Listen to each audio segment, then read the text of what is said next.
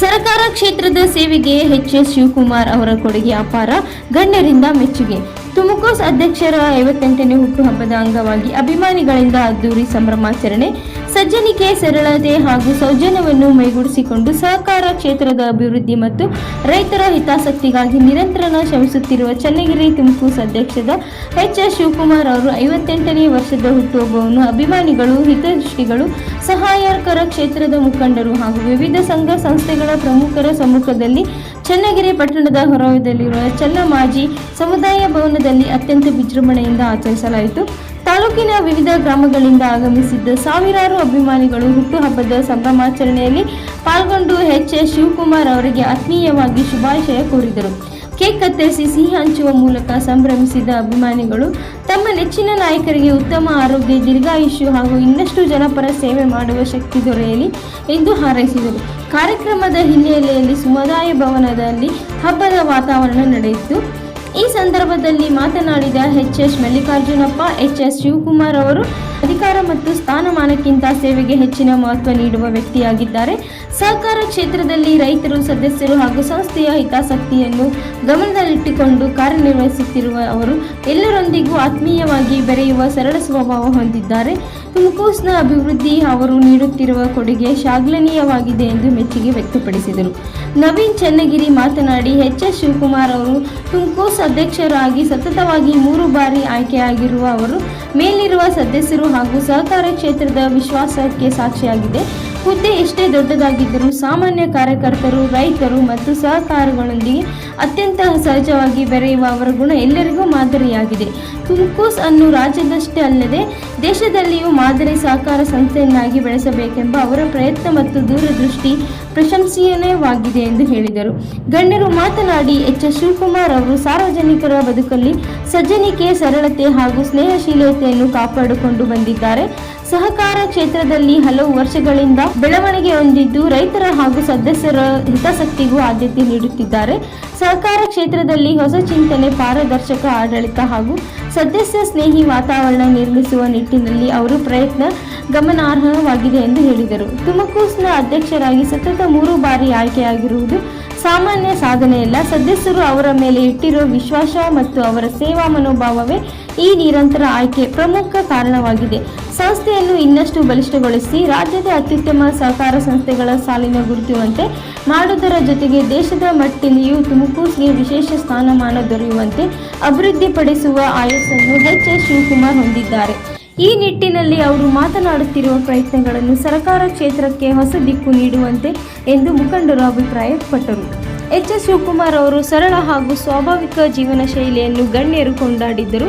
ಅಧಿಕಾರ ಸ್ಥಾನಗಳಿದ್ದರೂ ಯಾವುದೇ ಆಡಂಬರವಿಲ್ಲದೆ ಎಲ್ಲರೊಂದಿಗೆ ಒಂದೇ ರೀತಿಯ ಬೆರೆಯುವ ಗುಣ, ಹಿರಿಯರಿಗೆ ಗೌರವ, ಕಿರಿಯರಿಗೆ ಪ್ರೋತ್ಸಾಹ ಹಾಗೂ ಸಹಕಾರ ಕ್ಷೇತ್ರದ ಕಾರ್ಯಕರ್ತರೊಂದಿಗೆ ಆತ್ಮೀಯ ಸಂಬಂಧ ಹೊಂದಿರುವುದು ಅವರ ವ್ಯಕ್ತಿತ್ವದ ವಿಶೇಷತೆ ಎಂದು ಹೇಳಿದರು. ಹುಟ್ಟುಹಬ್ಬದ ಅಂಗವಾಗಿ ತುಮಕೂರು ನಿರ್ದೇಶಕರುಗಳು, ಆಡಳಿತ ಮಂಡಳಿ ಸದಸ್ಯರು ಹಾಗೂ ಸಿಬ್ಬಂದಿ, ಕ್ಯಾಂಪೋ ಸದಸ್ಯರು ಮತ್ತು ಸಿಬ್ಬಂದಿ, ವಿವಿಧ ಸಹಕಾರಿ ಸಂಘಗಳ ಅಧ್ಯಕ್ಷರು, ಭಾರತೀಯ ಮುಖಂಡರು, ಬಿಜೆಪಿ ಮುಖಂಡರು, ಎಚ್.ಎಸ್. ಶಿವಕುಮಾರ್ ಅಭಿಮಾನ ಬಳಗ ಪ್ರಮುಖರು ಹಾಗೂ ತಾಲೂಕಿನ ವಿವಿಧ ಗ್ರಾಮಗಳ ಅಭಿಮಾನಿಗಳು ಹೆಚ್ಚಿನ ಸಂಖ್ಯೆಯಲ್ಲಿ ಭಾಗವಹಿಸಿ ಶುಭಾಶಯ ಕೋರಿದರು. ಈ ಸಂದರ್ಭದಲ್ಲಿ ಎಚ್.ಆರ್. ಶಿವಕುಮಾರ್, ಟಿ.ವಿ. ರಾಜು ಪಟೇಲ್, ವಾಚನಾಯಕನಹಳ್ಳಿ ಜಯಣ್ಣ, ಗಿರೀಶ್ ನಾಯಕ್, ಮುಗಳ್ಳಿಹಳ್ಳಿ ಧನಂಜಯ್, ಸಹಕಾರ ಭಾರತೀಯ ತಾಲೂಕು ಅಧ್ಯಕ್ಷ ಡಿ.ಎಸ್. ಪ್ರಸನ್ನ ಸೇರಿದಂತೆ ಹಲವು ಮುಖಂಡರು, ಗಣ್ಯರು ಹಾಗೂ ಅಭಿಮಾನಿಗಳು ಉಪಸ್ಥಿತರಿದ್ದರು. ವರದಿ ದೇವರಾಜ್ ಕೆ. ನೆಲ್ಲಿಹಂಕುಲು, ದಾವಣಗೆರೆ.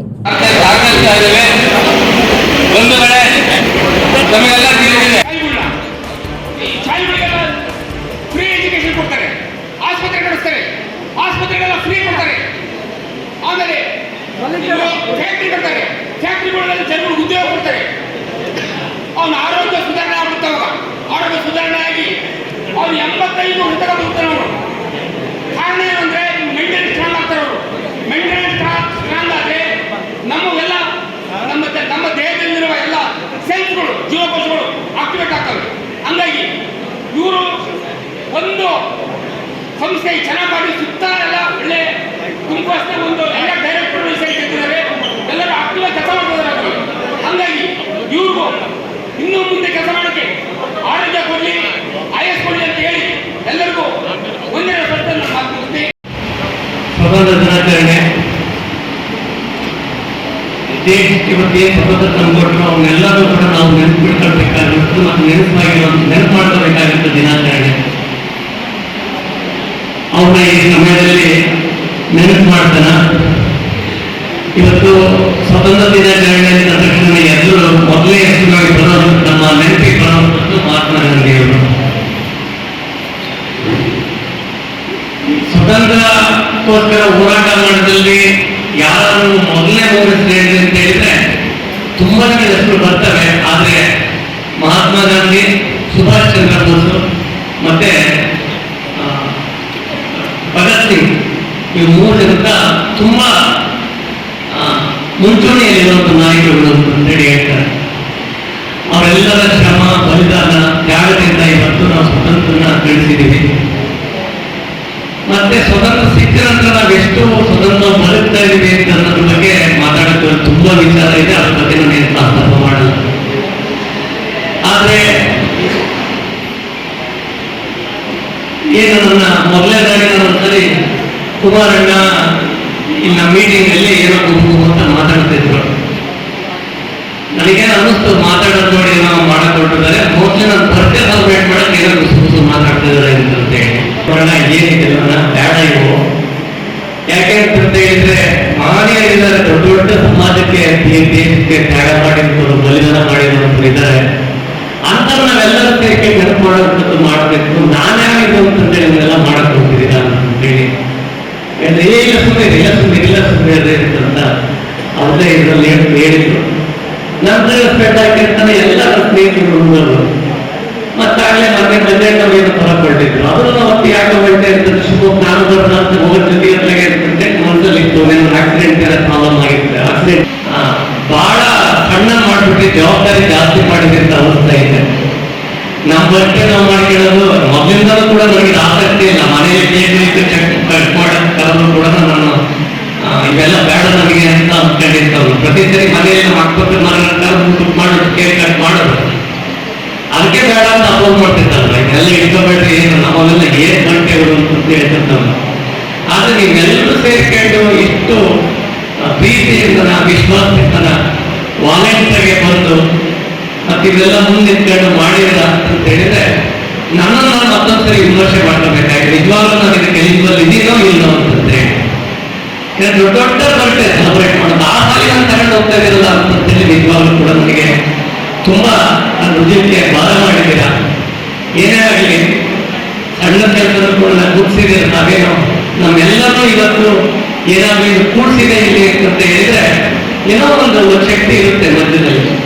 ಅದು ಸಹಕಾರಿ ಅಂತ ಅನ್ಕೊಳ್ಳಿ, ಸಹಕಾರಿ ತತ್ವ ಅಂತೇಳಿ ಅನ್ಕೊಂಡಿದ್ದೀವಿ. ಏನು ನಮ್ಮ ದೇಶ ಸ್ವತಂತ್ರ ಬಂದ ಸಮಯದಲ್ಲಿ ಕೂಡ ನಮ್ಮ ಮಹಾತ್ಮ ಗಾಂಧಿಯವರು ಈ ಗ್ರಾಮ ಸ್ವರಾಜ್ಯ ಅಂತ ಕಲ್ಪನೆ ಇಟ್ಟಾರೆ. ಗ್ರಾಮ ಸ್ವರಾಜ್ಯ ಅಂತಂದ್ರೆ ಒಂದು ಗ್ರಾಮವೇ ಒಂದು ರಾಜ್ಯ ಅಂತ, ಗ್ರಾಮದಲ್ಲೇ ಆಡಳಿತ ನಡೀಬೇಕು ಅಂತ ಹೇಳಿ ಇಡೀ ವ್ಯವಸ್ಥೆ, ರಾಜಕೀಯ ವ್ಯವಸ್ಥೆಗಳು, ಅಧಿಕಾರ ವ್ಯವಸ್ಥೆಗಳು ವಿಕೇಂದ್ರೀಕರಣ ಆಗಬೇಕು, ಹಳ್ಳಿಗಳೇ ಒಂದು ರಾಜ್ಯದ ನಡಿಬೇಕು ಅಂತ ಚಿಂತೆ ಇಟ್ಟು ಶುರು ಮಾಡಿದಂಥವ್ರು. ಅದನ್ನ ಮಾಡಬೇಕಾದ್ರೆ ಪವರ್ ಡಿಸೆಂಟ್ರಲೈಸ್ ಮಾಡಬೇಕು. ಅವತ್ತು ನಿಮಗೆಲ್ಲ ಗೊತ್ತಿದೆ, ಇವತ್ತೆಲ್ಲ ದೊಡ್ಡ ದೊಡ್ಡ ಫ್ಯಾಕ್ಟ್ರಿಗಳು ಇದ್ದಾರೆ. ಅವತ್ತೇನು ಇರಲಿಲ್ಲ. ಲೋಕಲ್ಗೆ ಈ ಕಾಟೇಜ್ ಇಂಡಸ್ಟ್ರಿಗಳು ಏನಾದ್ರು ಗದ್ದೆ ಮಾಡೋದು, ತೊಟ್ಲು ಮಾಡೋದು, ಗೊಂಬೆ ಮಾಡೋದು ಎಲ್ಲ ಮನೆ ಅವ್ರನ್ನೆಲ್ಲ ಸೇರಿಸ್ಬೇಕು ಅಂತ ಸಹಕಾರಿ ಅಂಡರ್ ಕೋಆಪರೇಟಿವ್ ಹೇಳ್ತಾರೆ ಇದರಲ್ಲಿ. ಕಾಟೇಜ್ ಇಂಡಸ್ಟ್ರಿ ಮತ್ತು ಕೋಆಪರೇಟಿವ್ ಕಮ್ಯುನಿಟಿ ಲೈಫ್ ಅಂತ ಹೋಗ್ಬೇಕು ಅಂತ ಅವತ್ತು ಹೇಳಿದ್ದಾರೆ. ಅದು ಇವತ್ತು ನಮಗೆ ಬಹಳ ಅನುಭವ ಆಗ್ತಾ ಇದೆ. ಮೊದಲು ಸುಮ್ಮನೆ ಒಂದ್ಸರಿ ಯೋಚನೆ ಮಾಡಿ, ಚನ್ನಗಿರಿಯಲ್ಲಿ ತುಮಕೂರು ಸೊಸೈಟಿಯಲ್ಲಿ ಏನಾಗ್ತಿತ್ತು, ನಮ್ಮ ಲೈಫ್ ಹೇಗಿರ್ತಿತ್ತು. ಚನ್ನಗಿರಿ ಜನಗಳು ಏನಿದ್ದಾರೆ, ಇಲ್ಲೆಲ್ಲ ಸೊಸೈಟಿ ಇಲ್ಲೇ ಇರೋ ಕಾರಣ ಚಿತ್ತೂರು ಕೋನ್ ಜನಗಳು ರೈತರ ಗತಿ ಏನು, ಇವೆಲ್ಲವನ್ನು ಯೋಚನೆ ಮಾಡಿದ್ರೆ ಈ ಸಮಾಜ, ಈ ದೇಶ ಮುಂದುವರಿಬೇಕು. ಏನು ನರೇಂದ್ರ ಮೋದಿ ಅವರು 2047 ಇಸ್ವಿಗೆ ಪ್ರಪಂಚದಲ್ಲೇ ನಾವು ಮುಂದುವರೆದಂತವಾಗಬೇಕು ಮತ್ತೆ ವಿಶ್ವಗುರು ಆಗಬೇಕು ಅಂತ ಚಿಂತೆ ಕಲ್ಪನೆ ಮಾಡ್ಕೊಂಡು ನೋಡ್ತಾ ಇದ್ದಾರೋ ಅದು ಸಕಾಲಗೊಳ್ಬೇಕು ಅಂತ ಹೇಳಿದ್ರೆ ನಾವೆಲ್ಲರೂ ಕೂಡ ಕೋಆಪರೇಟಿವ್ ಮೂವ್ಮೆಂಟ್ ಮುಖಾಂತರ ದೊಡ್ಡ ಬದಲಾವಣೆ ತರಕ್ಕೆ ಪ್ರಯತ್ನ ಮಾಡಬೇಕು. ನಾನು ಆಗಲೇ ನಮ್ಮ ಇವತ್ತೇನೋ ಸೊಸೈಟಿಯಲ್ಲ ತುಂಬಾ ವಿಶೇಷವಾಗಿ ಸೆಲೆಬ್ರೇಟ್ ಮಾಡಿದ್ರು. ನಮ್ಮ ಎಂಪ್ಲಾಯೀಸ್ಗಳು, ನಮ್ಮ ನಿರ್ದೇಶಕರು ಎಲ್ಲರೂ ಕೂಡ ಜೊತೆಗಿದ್ರು. ಹೇಳ್ತಾ ಇದ್ವಿ ನಾವು ಕೂಡ ತುಮಕೂರಲ್ಲಿ ಒಂದ್ ಕಡೆ ನಮ್ಮ ರೈತ ಏನಾದ್ರು ತಂದ್ಬಿಟ್ರೆ ಅವ್ನಿಗೆ ಸಿಗ್ಬೇಕಾದ ಎಲ್ಲ ವ್ಯವಸ್ಥೆಗೂ ಸಿಗ್ಬೇಕು ಅಂತ ಚಿಂತನೆ ಇಟ್ಕೊಂಡು ಮಾಡ್ತಾ ಇದ್ದೀವಿ. ಮುಂದಿನ ದಿನಗಳಲ್ಲಿ ಹಾಸ್ಪಿಟಲ್ ಮಾಡಬೇಕು ಅಂತ ಇದ್ದೀವಿ. ಈಗ ಒಂದೇನೋ ಹೆಲ್ತ್ ಇನ್ಶೂರೆನ್ಸ್ ಅಂತ ಮಾಡಕ್ ಕೊಟ್ಟಿದ್ದೀವಿ. ಅದು ಇನ್ನು ಏನು ಇದಾವೆ ಅವ್ರು ಮಾತಾಡೋದಕ್ಕಿಂತ ಹೆಚ್ಚಾಗಿ ಮಾಡಿದ ಮೇಲೆ ಜನ ಅವರೇ ಮಾತಾಡ್ತಾರೆ. ಸದ್ಯಕ್ಕೆ ನಮ್ಮ ಮುಂದೆ ಹೇಳ್ಕೊಂತಿರೋದು ಹಾಸ್ಪಿಟ್ಲ್ ಮುಂದುವರಿಸ್ಬೇಕು ಅನ್ನೋದು. ಮತ್ತೆ ನಾವೇನು ಮುಂದೊಂದು ದಿನ ನಮ್ಮ ರೈತರುಗಳು ಮನೆ ಮಠ ಕಟ್ಟಬೇಕು, ಕಷ್ಟದ ರೇಷನ್ ಫೈನಾನ್ಸ್ ಬೇಕು, ಯಾರನ್ನ ಬಹಳ ಹಣ ಇರುವಂತ ತಂದಲ್ಲಿ ಇಡಬೇಕು, ಅದಕ್ಕೂ ಸೇಫ್ಟಿ ಆಗುತ್ತೆ ಅನ್ನೋ ದೃಷ್ಟಿ ಇಟ್ಕೊಂಡು ಇವತ್ತನೇ ಒಂದು ಬ್ಯಾಂಕ್ನ ಪೂಜೆ ಮಾಡ್ತಿದ್ದೀವಿ. ಅದನ್ನು ಮುಂದಿನ ದಿನಗಳಲ್ಲಿ ಇನಾಗ್ರೇಷನ್ ಮಾಡಬೇಕು. ಇನ್ನು ಮೆಂಬರ್ಶಿಪ್ ಎಲ್ಲ ಕಂಪ್ಲೀಟ್ ಮಾಡಿದ್ವಿ ಅಂತ ಇದ್ದೀವಿ. ಇವತ್ತಿನ ಒಳ್ಳೆ ದಿನ ಇದರಿಂದ ನಾವು ಪೂಜೆ ಮಾಡ್ಕೊಂಡು, ಯಾಕಂದ್ರೆ ಮುಂದೊಂದು ದಿನ ಎಣಿಸ್ಕೊಂತಾರೆ ಸ್ವತಂತ್ರ ದಿನ ದಿನ ಓಪನ್ ಆಗಿದೆ ಅಂತ ಹೇಳಿ.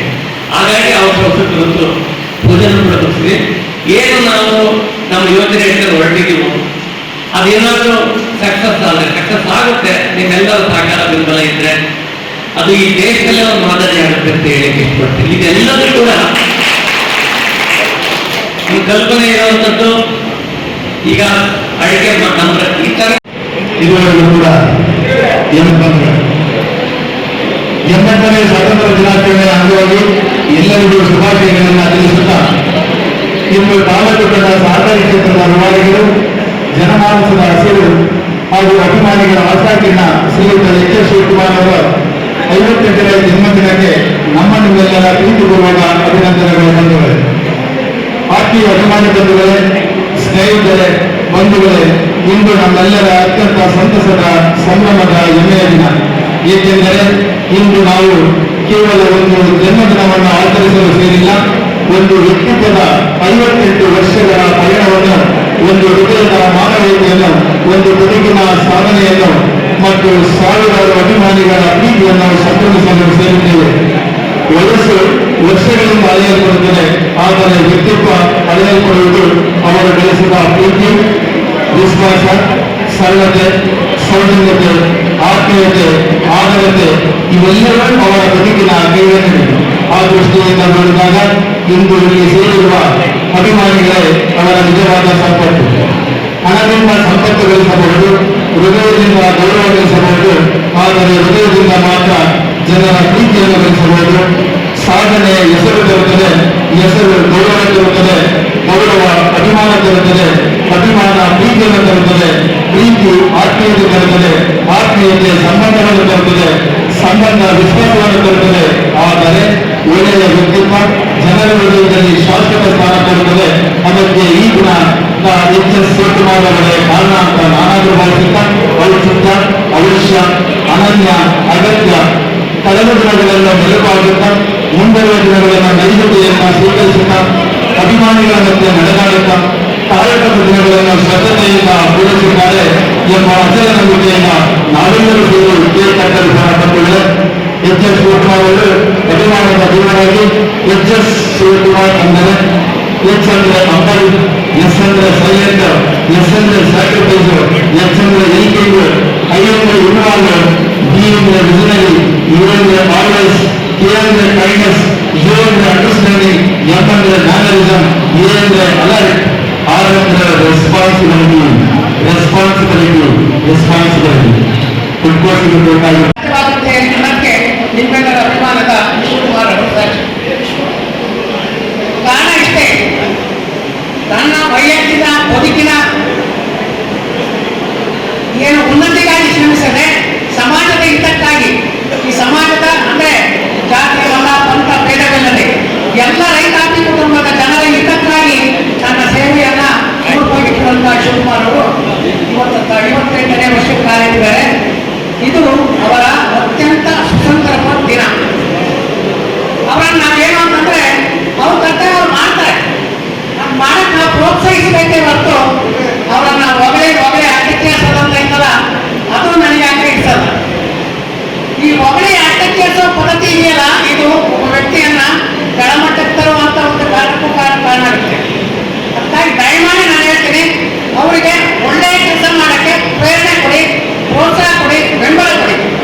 ತಾನೇ ಆ ಬುದ್ಧಿ ಮಾತ್ರ ಯಾರು ಮಾಡಬೇಕು. ಯಾಕಂತಂದ್ರೆ ಒಬ್ಬ ಬೆಳೆಯುವ ಯುವಕ ತನ್ನ ಆದರ್ಶಗಳನ್ನ ತಾನು ಏನು ಜಾರಿ ತರಬೇಕು ಅಂತ ಇರ್ತಾನೆ,